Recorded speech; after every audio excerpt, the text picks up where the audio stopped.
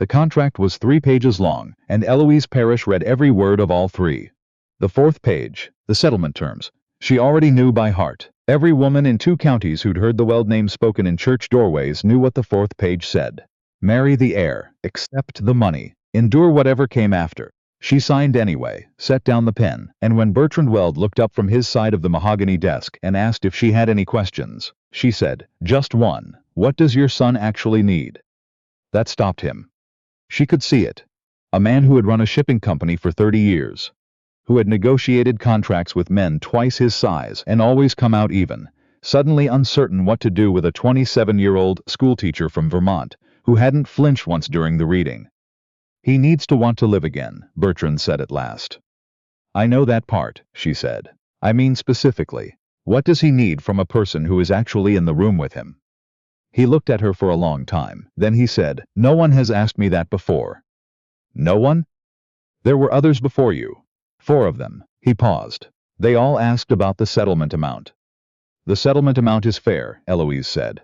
"I won't pretend otherwise." She folded her copy of the contract and placed it in her coat pocket. "But it isn't why I said yes." He studied her the way she imagined he studied ledgers, looking for the error, the thing that didn't add up. What she told him next, she told plainly, the way she told most things. Her younger brother Joel had gone quiet the winter after he lost his position at the mill. Not angry, not dramatic, just gradually less present, like a lamp turned down 1 notch at a time until the room was nearly dark. She'd been teaching in Montpelier, 20 miles away. She'd written letters. She'd told herself he needed space. She had given him so much space that one February morning she came home and found his room empty and a note on the table that said only, "Gone west. Don't worry." She worried for 2 years. He wrote eventually, from Ohio. He was fine. He'd needed to start over somewhere that didn't know him as the boy who failed. He was fine. But Eloise had spent those 2 years learning the difference. Too late, between giving someone room to breathe and simply leaving them alone. "I'm not going to do that again," she said, "with anyone." Bertrand Weld looked at her for a very long time. Then he told her about his son. Henry was 31. 2 years ago, a riding accident, a bad one. A horse spooked on ice, and he came off wrong. The bone went through. The leg healed. Most of it. He walked with a cane now. The pain was manageable, the physician said.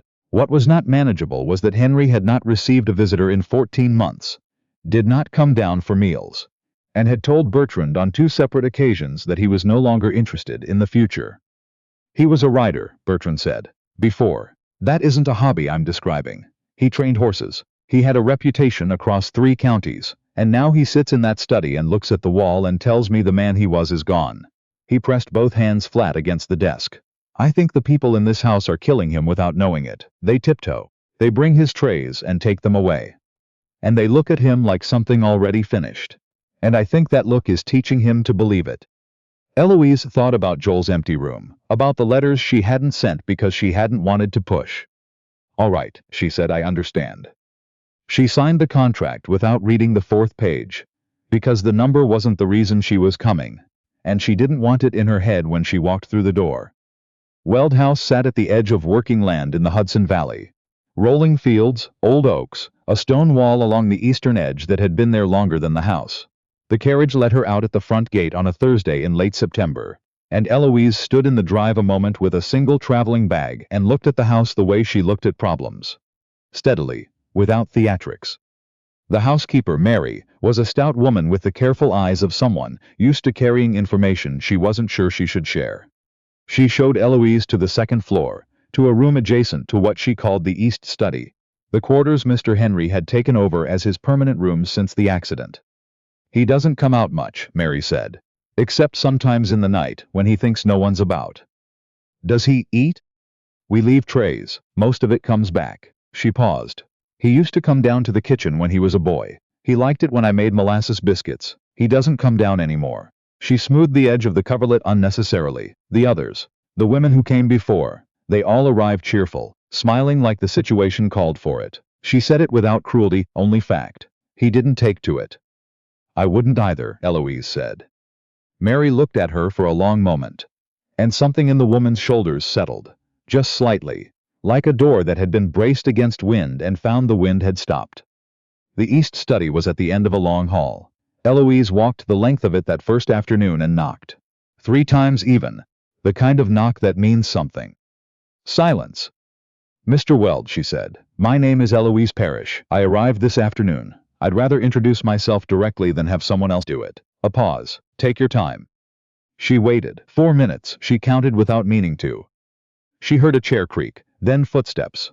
Uneven, the particular rhythm of someone who moves carefully now, who has learned not to squander what the body allows. The bolt slid back. Henry Weld was taller than she'd expected, though he leaned on the cane, which changed the proportion of him. Dark-haired, sharp-featured, the kind of jaw that might have been called strong in another season, and had settled now into something harder. He hadn't shaved in days. His waistcoat was buttoned wrong, which she noted and did not mention. His eyes were the sharpest thing about him. Whatever the rest of him had given up on, his eyes hadn't gotten the message. You're the new one, he said. I'm Eloise Parish, she said. Your wife as of last week. Something flickered across his face. Not amusement, not yet, but its distant cousin. You came anyway. I signed a contract. The others signed contracts. The others hadn't met you when they signed. I knew what I was agreeing to. She tilted her head. May I come in? No. All right. She didn't move. We can talk here. I don't want to talk. You opened the door. He studied her. She looked back at him. Behind him the study was dim, curtains half drawn, books stacked on every surface, with the indiscriminate piling of a man who had stopped caring what anything looked like. A cold fireplace. A room that had decided it was done. I don't need saving, he said. I want that clear from the start. Noted, she said. I'm not here to save you. Then, what are you here for? Company, I suppose, if you want it, and if you don't, I'll stay in my room and read and leave you entirely in peace. She met his eyes. But I'm not going anywhere. That part isn't negotiable. He stared at her. Not negotiable. I told your father it wouldn't be, and I keep my word. He held her gaze for a long beat. Then, without another word, he stepped back from the door and walked into the room, and did not close the door behind him. She understood what that meant. She walked in. Downstairs, Bertrand heard it. 2 sets of footsteps moving deeper into the east wing, the low friction of voices beginning. He put both palms flat on his desk and told himself very deliberately not to hope. He allowed himself to wait instead. Waiting had fewer edges. The first morning Henry didn't come downstairs. Eloise ate alone, read all morning in the sitting room, did not go up. She heard him moving above her and let him move. The second morning she was crossing the front hall, when she heard the creak of the east staircase. She looked up. Henry stood at the top, dressed, cane in hand, looking as if he'd made a decision he wasn't certain about yet. There's coffee, she said. I don't want coffee. Then come down and not have coffee. A silence, then his foot moved to the top step. He sat at the far end of the table and drank water and said almost nothing for 20 minutes. But he was there, and Mary, standing in the kitchen doorway, pressed one hand against the frame and did not make a sound, because she was afraid any sound might break whatever thread had brought him down those stairs. The next morning he came again. And the morning after. By the end of the first week it was a habit, fragile, unspoken, but a habit. Eloise talked about ordinary things, something she'd read, an argument she'd overheard between Mary and the delivery boy, the quality of the light at that particular hour. Henry listened. Sometimes he said something back, most of the time he didn't, but he kept coming. On the 8th morning he said without looking up, You're not from money. No. You're comfortable in rooms. But you didn't grow up being comfortable. There's a difference. School teacher from Montpelier. Before that, a farm. My father raised sheep and died doing it. He glanced at her. And you don't perform contentment. I try not to perform anything. A silence. Then he looked at her with the full force of those eyes, and she saw in them the particular expression she'd begun to recognize on him. A man deciding whether to say what he actually meant. He said it. Then why are you here, honestly? She set her cup down. Because I gave someone space once when I should have stayed. And I've been trying to figure out what to do with that ever since. Who was it? My brother. He went quiet one winter and I thought he needed room, so I gave him room. More and more of it, until one morning he was just gone. He's fine now. He's in Ohio. But I didn't know that for 2 years, and I spent those 2 years learning that space and abandonment can look exactly the same from the wrong angle. She picked up her coffee. I'm not saying you're him. You're not. But when your father's letter found me, it felt like a door I was supposed to walk through. That's all of it. Henry looked at the table. then back at her. A guard came down somewhere in his face, not much, a quarter inch, but she noticed. I was a rider, he said, plainly without performance. Before, not a hobby. I trained horses. I had a reputation across 3 counties for it. He stopped. The horse spooked on ice. I came off wrong. The bone went through. He turned his coffee cup slowly in his hands. The leg healed. I know that. I can walk. I can feel everything. I have been told repeatedly by several physicians that I should be grateful. I spent 6 months learning to use this cane and not throwing it at anyone, which I consider a significant personal achievement. She said, "What happened to the horse?" He blinked. "What?" "The horse. Did she survive?" "Yes." He stared at her, thoroughly off balance. "Yes, she was completely unhurt." "And do you still have her?" "She's in the stables." He paused. "I haven't been to the stables." "How long?" 14 months. She held his gaze. "I'm not asking so I can tell you what to do. I'm asking because I think the horse is part of it, and that seems like a thing worth knowing." He looked at her for a long moment. "You're strange," he said. "I've been told." He stayed 20 minutes longer than usual. He didn't say anything else that mattered, but he stayed. And Mary told her young kitchen helper in a whisper afterward that in 14 months, she had never once seen Mr. Henry sit at that table for more than 10 minutes at a stretch. The friction came on the 9th morning. Mary emerged from the kitchen with a full spread, eggs, toast, cold ham, a bowl of late apples, and set it before Henry with the careful pride of a woman who had been saving herself for exactly this moment. "Thought you might want something more substantial today, Mr. Henry," she said, smiling. Henry looked at the spread, at Mary, then he pushed back from the table and stood. "Thank you," he said. The edges of his voice were not controlled. "Just the coffee, Mary, I've said so." He walked out, not fast, but out. Mary stood with her elaborate breakfast and a stricken face, and Eloise said gently, "He'll be back tomorrow." "I only wanted." "I know exactly what you wanted. He knows too. That's part of the difficulty." She stood, one thing at a time. She found him in the front hall, stopped at the bottom of the staircase, one hand on the newel post, not quite going up, not quite coming back. She came to stand a few feet away and said nothing. After a moment he said, "She means well." "She loves you," Eloise said. "That's harder to navigate than cruelty sometimes. Love has expectations embedded in it." He exhaled. "Everyone in this house watches me like I'm a candle in a draft, like if they breathe wrong I'll go out. I'll speak to her. I'll tell her coffee only, unless you ask, and that the best thing she can do is treat you like a man who is perfectly capable of deciding what he wants." He looked at her. "You'd do that? Right now, if you want." A silence. Something in his face eased, just slightly, the adjustment of a man who has been braced for one thing and received another. "You're very practical," he said. "Former school teacher, occupational hazard." He almost smiled, not quite, but the line of his mouth changed, and that was something. He went back to the table. He didn't eat the ham. He ate 2 pieces of toast without appearing to notice he was doing it, and Mary, coached by Eloise in the kitchen, acted as though this were entirely ordinary, which was precisely correct. The shift came sideways, the way real things always do. Eloise was in the sitting room on a Tuesday in October when she looked out the window and saw Henry crossing the side yard. Slowly, deliberately, coat collar turned up against the cold, heading toward the stables. She stayed exactly where she was. She watched until he disappeared through the stable door, and then she looked back at her book and read the same page 4 times without taking in a single word. He was inside for 40 minutes. She did not go to the window when he came back. That evening at dinner he said, without preamble, "I went to see her today, the mare. I saw you cross the yard." He looked up. "You didn't say anything." "It wasn't mine to say anything about." She saw it again, surprise at the correct response, the expression of a man who has been caught off guard by something he couldn't quite categorize. "Her name is Ember," he said. "She didn't spook when I came in. I thought she would, that she might associate me with that day, but she just came to the stall door and let me touch her nose." He was quiet for a moment. "I don't know what I thought was going to happen." "What did you feel?"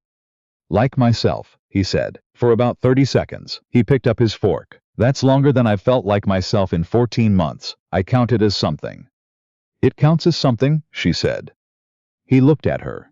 Across the table in the lamplight, the lines of his face were different than they had been 3 weeks ago. Not softer, more inhabited. You're not going to make a great deal of it, he said. No. Why not? Because you just told me you had 30 seconds of feeling like yourself, and that matters more than anything I could say about it. She paused.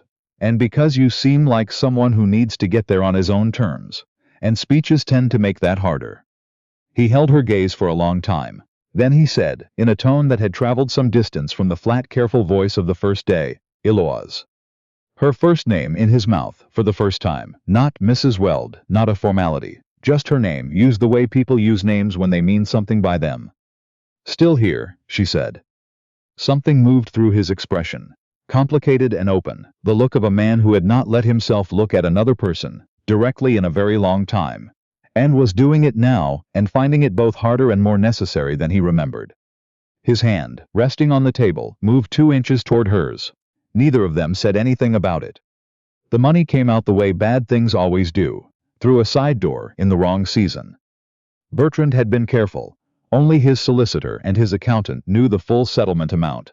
But a solicitor had a junior clerk, and a clerk had a brother who sold dry goods, and the brother had a wife who attended a church social in Rhinebeck, and by the 3rd week of November, the number had traveled the 14 miles from Rhinebeck to the county road outside Weld House, and found its way, as such things always do, to the person it would hurt most. Henry heard it from the stable hand, who had heard it from the blacksmith's apprentice, who'd heard it at the church social. The stable hand said it the way young men say things meant to be supportive that land like stones. It doesn't matter what people are saying in town, Mr. Henry. Anyone who sees her knows the money isn't. What money? Henry said. The young man realized his mistake 3 full seconds too late. Henry was still when he found Eloise in the sitting room. That was what frightened her. Not anger but stillness. The particular stillness of a man who has been hit and is moving before he has finished processing the impact. How much? He said. She didn't pretend not to understand. Can we sit down? How much did my father pay you? She told him. All of it. The number. The terms. The fact that she hadn't read the 4th page because she hadn't wanted the number in her head when she walked through his door. She kept her voice level and her eyes on his face, and she did not look away. He stood in the doorway and listened and said nothing for a long time. You told me, he said at last, that the money wasn't why you came. It isn't. He made a sound, short and fractured, nothing like the almost smile from the breakfast table. You understand how that sounds. From where I'm standing, I am worth. My father believed no one would choose. I was a contract. Whatever happened after, I was the arrangement at the beginning. His voice cracked slightly on the last word, in a way he immediately controlled, and the controlling of it was worse than the crack. I was worth staying for only because someone paid you to stay. You were the reason I could come, she said. That's different from the reason I came. Is it? Yes. He looked at her with eyes that had gone raw in a way she recognized. Joel's face in the letter she'd finally received from Ohio, the expression of someone who has been afraid for so long. That relief and grief arrive together and can't be separated. I need to think, he said. Of course. He stopped. Sometime. I'm not going anywhere, Henry. She kept her voice quiet and without inflection, the way she stated facts she needed him to hear. Whatever you need to think it. I'll be right here. He turned and walked down the hall. She heard the east study door open and the bolt slide home. She sat in the sitting room for a moment. Then she got up, walked to the end of the hall, and sat down on the floor outside his door, her back against the wall. She didn't knock, she didn't call out. She sat. Bertrand found her there 20 minutes later. He stopped at the end of the hall and looked at her. A woman in a good dress on the floor, patient as Riverstone, and understood without anyone telling him. He went back to his study. He turned down the lamp. He waited. The clock in the downstairs hall had struck 10 when she heard the bolt. The door opened. Henry stood in the doorway looking down at her on the floor, and for a long moment neither of them spoke. You're on the floor, he said. I know. Why? Because you were in there. He searched her face the way he had on that first day, but differently now, looking for something specific, some answer to a question he'd been carrying too long. I thought about what you said, he told her, about your brother, about giving space. I know. I thought about the fact that you drove 4 hours to sit in this hallway. His voice had gone low and a little unsteady. The contract doesn't explain that. No, she said, it doesn't. He stepped back from the door. She got up off the floor and walked in. The study was warm from the banked fire. He went to stand at the window, looking out into the dark yard, and she sat in the chair nearest the fire and waited. I was angry, he said. I know. I'm still partly. He turned slightly, not fully facing her. The number, it's a number that says my father believed no one would choose to be here otherwise. That's what a number like that says. The number says your father was desperate, she replied. And desperate people don't always see clearly. A pause. He thought he was buying time. He didn't know you'd become worth the drive. Silence. Long enough that she heard the fire shift. The real reason I came, she said carefully. I told you about Joel. What I didn't tell you is what those 2 years actually felt like. She pressed her hands flat against her knees. There is a kind of penalty you pay when you give someone room, and it turns out they needed you to stay instead. Not a punishment. Just a knowledge you carry afterward. She stopped. When your father's letter found me, I knew exactly which kind of door I was standing outside of. And I knew which choice I was going to make this time. Henry turned from the window. He came to the chair across from her, careful with the cane, and sat. The lamp threw long shadows across his face, and he looked like himself. Not the closed man from the doorway 7 weeks ago, but something older and more inhabited.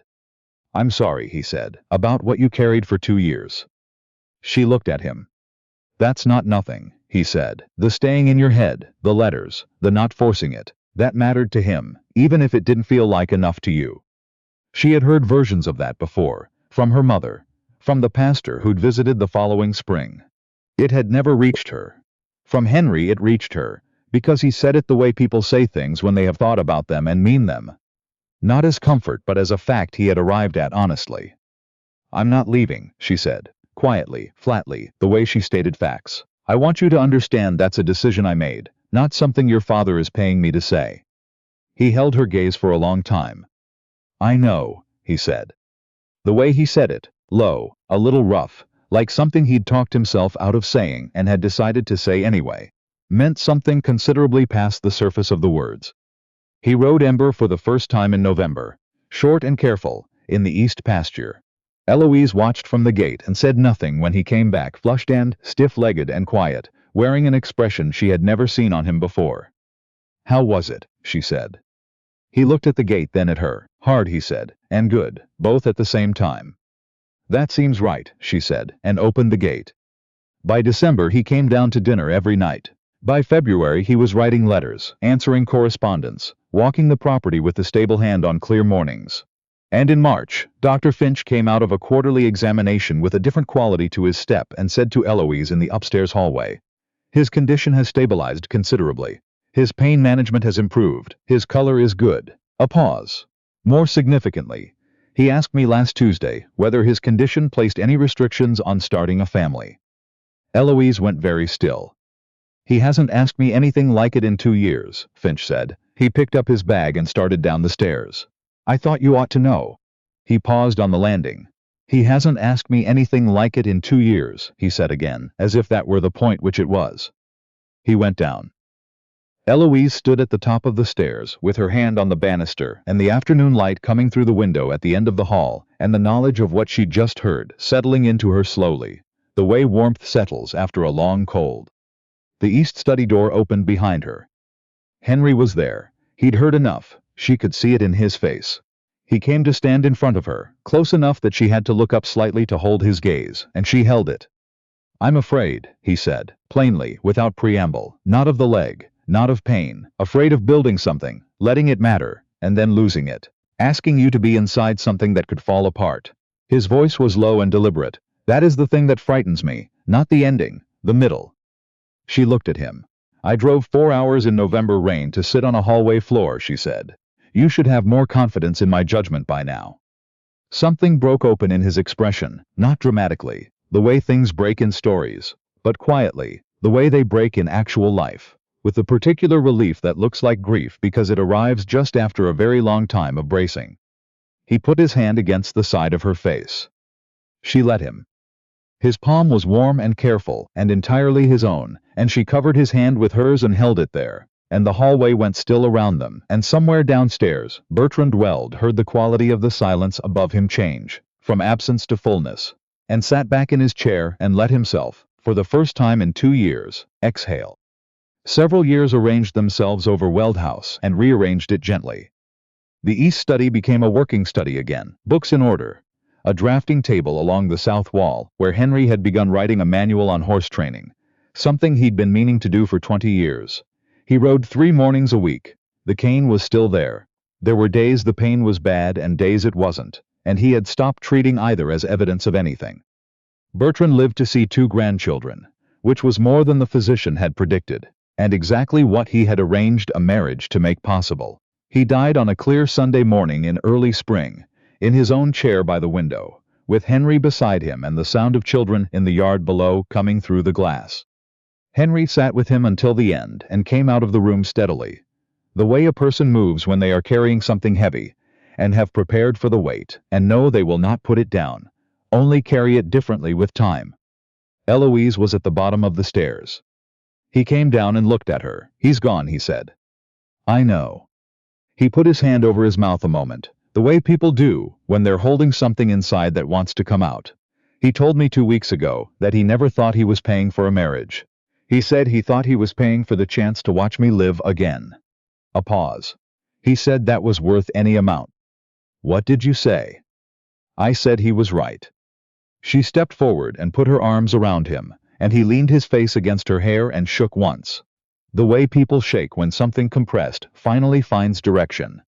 And she held him through it and didn't say anything, because there was nothing to say that was larger than the fact of staying. And she had always been better at the fact than the words. She held him until he was still, and then a while longer. And outside in the yard the children were running through the new grass, and neither of them needed to name what that sound meant. In the spring of the 4th year, Eloise sat in the doorway of the East study, and watched her husband teach their daughter to hold a pen.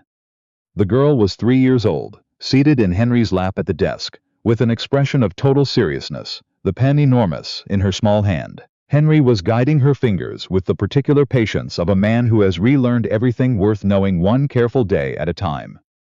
"Like that," he said. "See, that first letter is yours. It belongs to you." The girl looked at the page and then up at her father, with eyes that were going to be trouble in about 15 years. "Again," she said. "Again," he agreed and turned the page. Eloise sat in the doorway and watched them and felt something move through her, so complete she had given up trying to name it. She had come to this house with a contract she hadn't finished reading, and a wound she hadn't yet learned to carry properly. She had sat on a hallway floor in a good dress and waited. Because waiting with presence was the one true thing she knew, and she had done it. The miracle she had come looking for, vaguely and honestly and without too much attachment to its specific shape, had turned out not to be what she'd expected. It was not one moment. It was not the day Henry walked back to the stables, or the first morning he came downstairs, or the February afternoon he rode Ember across the frost-hardened field and came back with color in his face and something complicated and alive behind his eyes. It was all of it, added together, ordinary in each piece, and astonishing in the sum. Henry looked up from the desk and saw her in the doorway, and the look on his face was the ordinary one, the one that meant simply, "You're here, I know you're here, I'm glad you're here." She gave it back. She had gotten very good at giving it. Their daughter made a mark on the page and held it up, delighted with herself. "Good," Henry said. "Do you know what that is?" She shook her head. "That's the beginning," he told her. "Once you know the beginning, the rest follows." Eloise stayed in the doorway, in the warm morning light of the house they had made from an arrangement and a promise, and 2 people willing to be honest in the same room, and understood that he was right. The beginning had been a contract she didn't finish reading, and a door she had decided, without entirely knowing why, to walk through and stay inside of. That had been enough. It turned out that staying, done honestly, without flinching, without performance, was its own kind of miracle. And it had always been hers to give.